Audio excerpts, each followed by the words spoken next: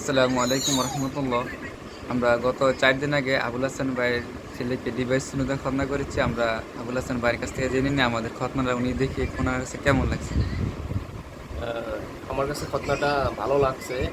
আমার বাচ্চা কোনো কষ্ট পায় নাই এবং খতনা করার পর থেকেই সুন্দরভাবে হাঁটা চলা করতে পারতেছে, সবই স্বাভাবিক আছে। এই খতনাটা ভালো। কোনো প্রকার রেস্টে থাকা এবং লাগছে? হ্যাঁ, কোনো প্রকার রেস্টে থাকা লাগছে? না না, রেস্ট বলতে কি যে উনি বাচ্চা যেভাবে হাঁটা চলা করে এটাই শুধু। আহ, প্রথম দিনই একটু কষ্ট, এরপরে আর কোনো কষ্ট নাই। এটা কষ্ট তো না, একটু আর কি হালকা তো বুঝে নে যে কাটলে আর কি কেমন হয় একটা জায়গায় কাটলে। প্রতিদিন গোসল করাতে পারছেন? হ্যাঁ, প্রতিদিন গোসল করাইছি, সবই করাইছি, কোনো সমস্যা হয়নি। ধন্যবাদ।